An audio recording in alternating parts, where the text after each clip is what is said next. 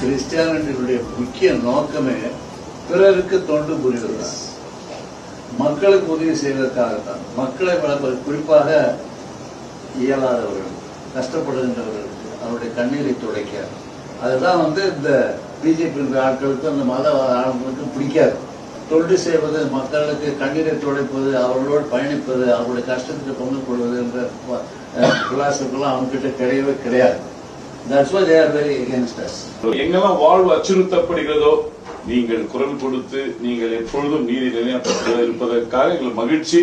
ஒட்டுமொத்த கிறிஸ்தவர்களும் உங்களோடு நாங்கள் நிற்போம் என்பதை எந்த விதமான சந்தேகம் இல்லை. தேங்க்யூ. நீங்கள் தீவிரமாக நிற்க நாங்கள் உங்க ஜபத்தால தாங்குறோம். முதல்ல இஸ்லாமிய சகோதரர்களை தனிமைப்படுத்தி அவங்கள நசுக்கிறாங்க. இப்ப அடுத்து கிறிஸ்துவ இந்த சிறுபான்மையினரை தனிமைப்படுத்தி அழிக்க, குரல்வலையை நெரிக்க அவங்க முயற்சி பண்றாங்க. எனவே உங்கள்கிட்ட வந்துட்டு எங்களுடைய நம்பிக்கை நீங்க தான். எஃப்சிஆர் கடந்த 10 ஆண்டுகள்ல மட்டும் 20,200 எஃப்சிஆரை கேன்சல் பண்ணிருக்காங்க. அதுல 70% கிறிஸ்துவ மக்கள் சார்ந்த அந்த எஃப்சிஆர். அது போதாதுன்னு இன்னும் அதிக எங்களுக்கு தாக்கத்தை ஏற்படுத்தக்கூடிய இந்த அமெண்ட்மெண்ட் பில் கொண்டு வர இருக்கிறார்கள். உங்களால மட்டும்தான் இந்த சிறுபான்மை மக்கள், அதுவும் குறிப்பிட்ட நம்மளுடைய கிறிஸ்துவ சமுதாயத்தை காப்பாற்றக்கூடிய ஒரு முக்கியமான ஒரு செயலாக இது இருக்கும். எப்படி நீங்க டீலிமிட்டேஷன் அந்த பில்லை அந்த அமெண்ட்மெண்ட் பில்லை நீங்க டிஃபீட் பண்ணீங்களோ, அதே போல எங்களுக்கு இந்த எஃப்சிஆர்ஏ அமெண்ட்மெண்ட் பில்லையும் டிஃபீட் பண்ணி தர நாங்க எல்லா கிறிஸ்துவர்களும் உங்களை அதிகமாக வேண்டி கேட்டுக்கொள்கிறோம். இதை கண்டிப்பா நீங்க செய்வீங்கன்றத உறுதியா நாங்க விசுவாசிக்கிறோம்.